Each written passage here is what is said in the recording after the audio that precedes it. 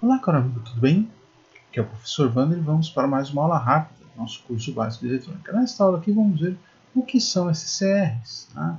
SCR é a sigla para retificador controlado de silício. Né? Então, é um elemento semicondutor de 4 camadas. Né?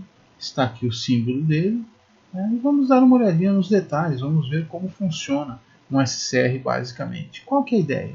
Eu tenho aqui as 4 camadas, né? Uma camada P, uma camada N, uma camada P e outra camada N. Só que por uma questão didática, para facilitar a explicação, eu dividi as camadas do meio, a N e a P, tá? Em duas partes.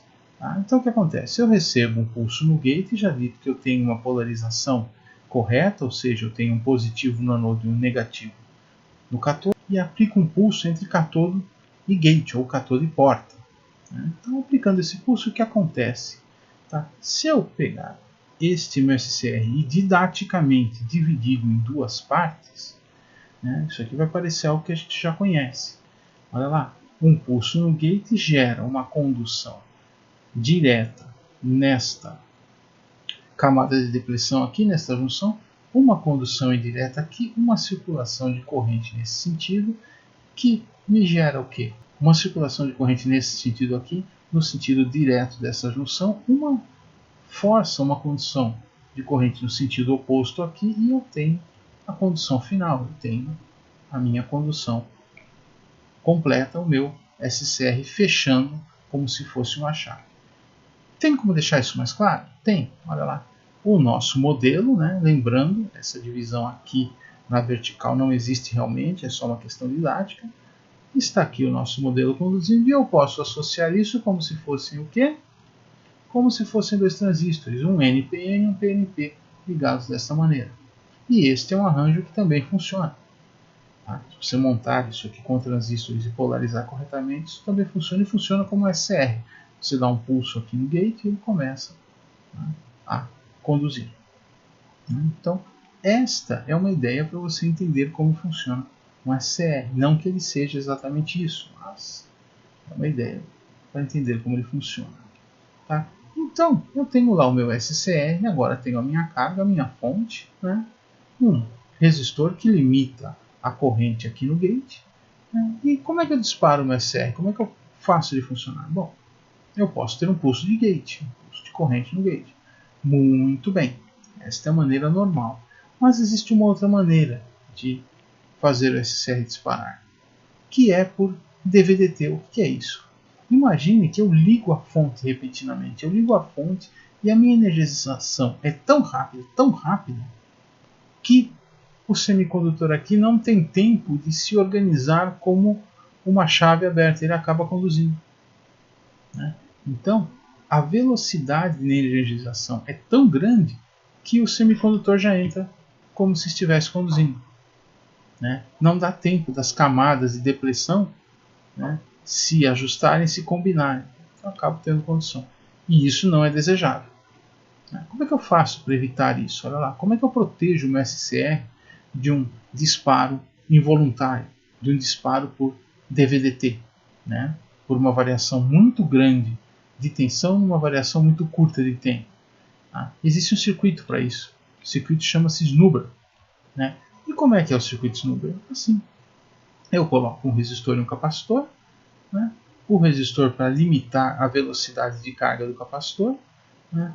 Tudo isso aqui junto com a carga faz o quê? Né?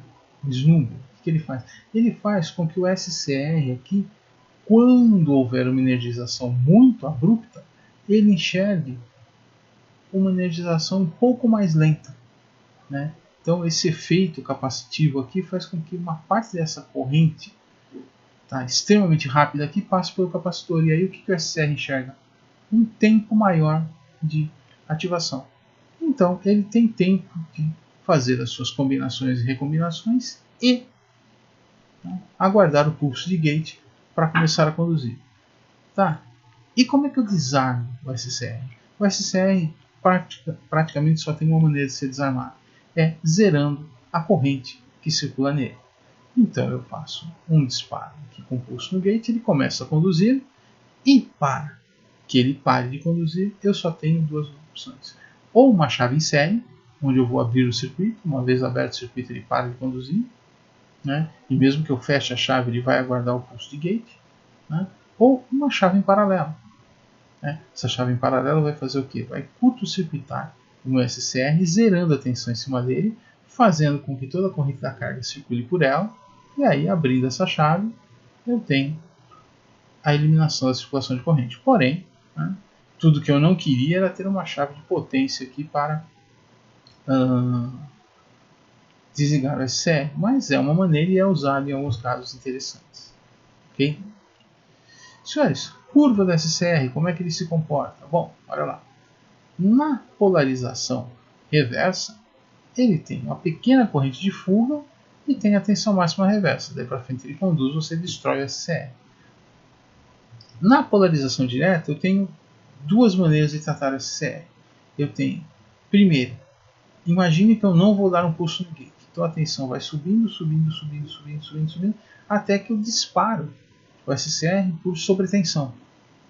Né? Não é uma maneira aconselhável de se disparar o SCR, mas pode acontecer. Então ele dispara, né? E aí a tensão cai e ele tem aqui uma resistência interna que gera uma pequena inclinação, né? Com o aumento de corrente da tensão sobre o SCR. E eu tenho a corrente de disparo por gate. Né? Então eu disparo, aplico uma corrente no gate, um pulso de corrente no gate, ele dispara. Né? Eu tenho aqui a corrente de trava, que é a corrente a partir da qual ele está conduzindo. Abaixo dela, né, eu tenho a corrente mínima, que é abaixo dessa corrente aqui, ele abre sob qualquer condição. Né? Então, se a minha carga, por exemplo, variar de resistência, a resistência vai ficar muito alta, pode ser que eu caia abaixo da corrente mínima. Isso não é uma condição muito comum, mas é bom de se saber que existe. É bom de saber porque às vezes, né, você usa um SCR e ele do nada ele para de operar quando era para estar operando, porque a tua carga está com uma resistência tão baixa que não tem a corrente mínima. A corrente mínima é bastante baixa, mas é bom saber que existe. Okay? Senhores, tenho aqui dois exemplos de uso do SCR. Um em corrente contínua, né? Então eu tenho aqui a minha carga, no SCR, o snubber, ligo a carga, quando houver um pulso, o SCR dispara e começa a conduzir. Eu tenho aqui uma chave, no caso em paralelo, para fazê-lo parar de funcionar. Então, uma aplicação para corrente alternada, que nós vamos ver aqui, qual que é a ideia? Eu fico disparando meu SCR sempre que necessário, como está aqui, ó, corrente alternada, um trem de pulsos sincronizados com o ganho de tensão aqui, com o aumento de tensão. Então, a tensão aumenta, eu disparo no SCR, tá? De acordo aqui com a senoide da corrente alternada. Senhores, modelos de SCR, temos aqui alguns modelos. Tá? Então temos modelos aqui para correntes pequenas, né? Tá? 15 amperes, 150 amperes, corrente maior, né? 100 amperes, SCRs grandes aqui para 7.925 amperes, né? E aí com as suas características, de acordo com o código. A tensão, né? Normalmente você tem modelo com corrente constante, né? E dependendo do modelo você varia a tensão em que ele trabalha. VGT, tensão de gate, né? Então a tensão entre o gate e o cátodo para disparo, olha aqui, ó, 3 volts, 2 volts, 2 volts e meio, 3 volts, e a corrente que é necessária no gate para disparar. Olha aqui, ó, 10 mA, 40 mA, 110 mA, 200 mA, dependendo do modelo. Então você nota, precisa de uma corrente de 10 mA para fazer um controle de até 15 amperes. Eu preciso de uma corrente de 200 mA para fazer um controle de quase 8.000 amperes. Então, o SCR é um elemento bastante interessante. Se você está gostando, achando interessante, na próxima aula vamos ver o que são triacs. A aula completa pode ser vista nesse link que está na descrição do vídeo. Aqui é o professor Wander se despedindo. Tchau, tchau.